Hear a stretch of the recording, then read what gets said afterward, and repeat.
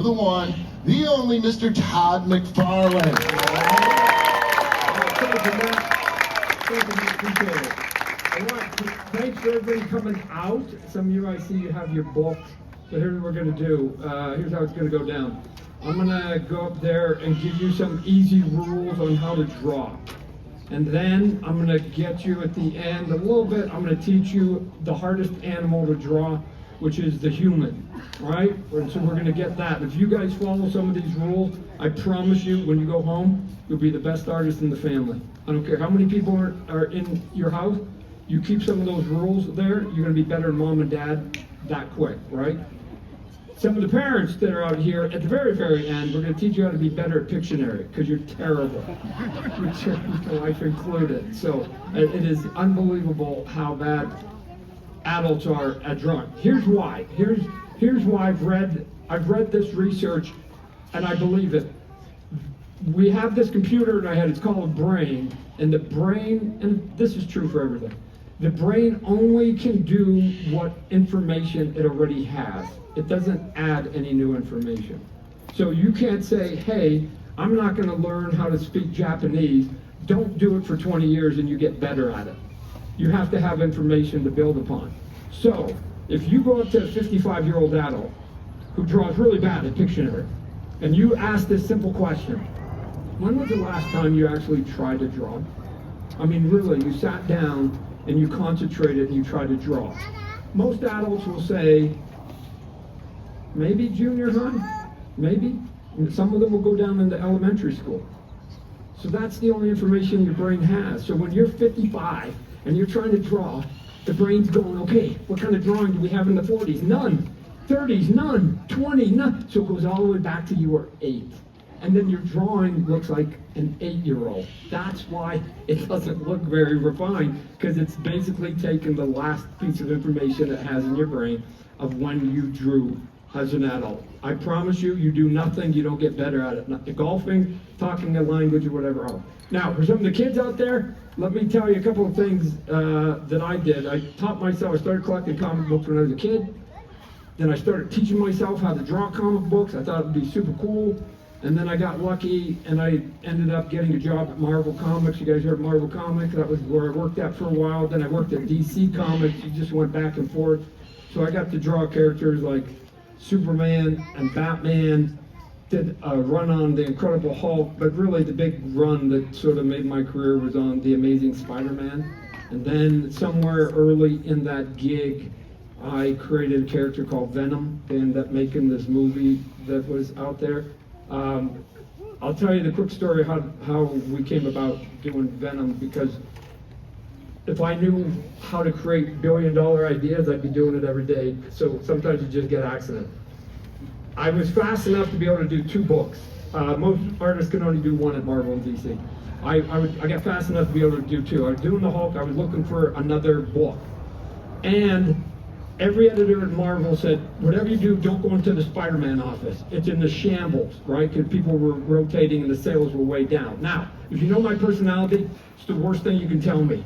Don't touch the player, right? I'm that kid that would put it in to see how long you could hold it in there. So when they said, don't go in the Spider-Man office, I left that meeting and went straight to the Spider-Man office. And they were right. It was in shambles, but that was actually a positive.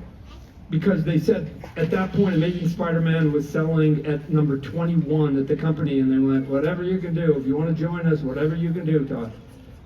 So I took that literally as doing it. But Spider-Man, Peter Parker, you guys know who Peter Parker is, right? Spider-Man, right? He was wearing a black costume.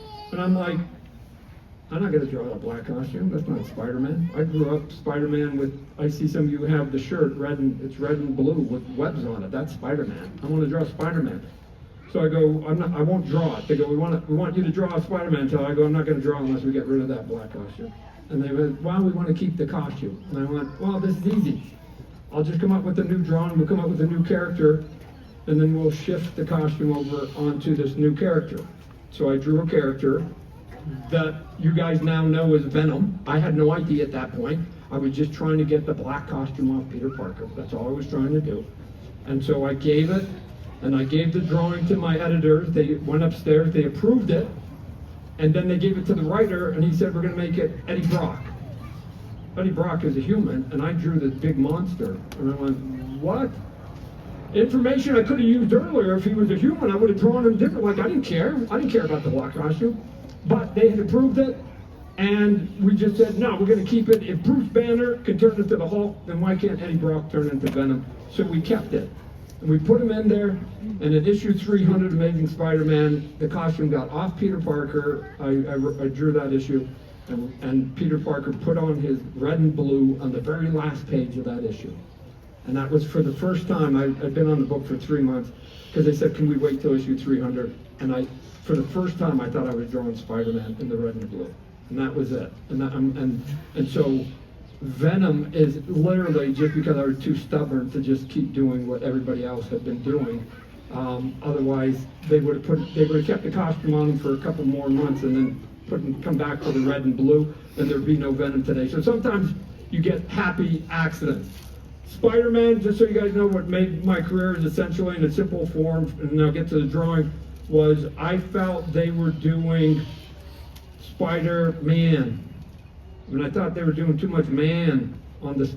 And so when I started drawing it, I did Spider-Man. I didn't really care about the anatomy or anything. I wanted him to look like a bug. So I reinvented the webbing that they still use today. I reinvented the shapes and stuff he goes into. And no, I didn't really care about anatomy. To the point that the very first Spider-Man movie they ever did, recently with Sam Raimi, the director, I had friends that were working in the art department, and they had all my artwork there. They were using my artwork as the influence. And then they said, okay, bring an actor in here and see if we can get, they couldn't get him into the pose. And they went, okay, so go get somebody double jointed. Couldn't get him into the pose. Triple jointed, couldn't get him into the pose. And then they actually went as far as going to Las Vegas, you know, Circus du Soleil, the contortionist, and they couldn't get into it. And the answer was because I wasn't paying attention to anatomy. It was just drawing, it was like cool stuff. So they had to end up using computer generated to do some of those cool poses that were in the comic book that were there. But kids ended up liking it. So here's what we're gonna do. You guys can either follow along or whatever else on some of it. Everything that you're gonna do is like you just gotta come up with a basic shape, right? And can I tell you? And this is the hardest. Here's the hard part. Because I've watched kids a lot draw. You gotta go fast. You gotta go fast. And here's why you go fast, because you guys overthink it too much, right? Hey, wait, Tom, before you do that, we're gonna actually move the easel back this way so everyone can see on the big screen. Shoot. And then I can spin it to you guys. Okay, here. Oh man, can you move it up? Can you move the camera up? But can you see up here? Oh, perfect. There you go. Everyone see out there? Yeah, even in the back? All right. Okay, here's why, and we're just going to do a couple things. Here's why you go fast. Because if you go slow, and even it happens to me, if you go slow, if I try and draw a straight line, let's say I go a straight line here, and if you go slow, you have your hand likes to wobble, like you don't get a straight line very good, right? But if you go fast, you can get it way quicker. And so if you're doing a circle and you go really slow, it's hard to get a good circle if you're going slow, right? But if you go fast, you can get there pretty quick. So what I see with young kids is you guys like overthink it and you're always erasing. Don't worry about it. You can always come back later, right? Just go fast. Just get it done. And oh, by the way, you can do a lot of different drawings at the same time, right? So I'm going to show you real quick. This is my fast line, and this is my slow line, right? One of them is way straighter than the other, and it was the fast one. So don't worry about that. So if you're going to do any kind of shape, then there's kind of only a couple of shapes. You've got your circle, right? You've got kind of a cube. We're going to draw. You guys know what, or a box. So here's a box up in here, and again, we're not going to be. You're going to have squares like that, and then you're going to have like cylinders, and that looks like a stretched out can or something like that, right? So something like that. So I don't know if you guys can see these. So everything is made up literally of shapes.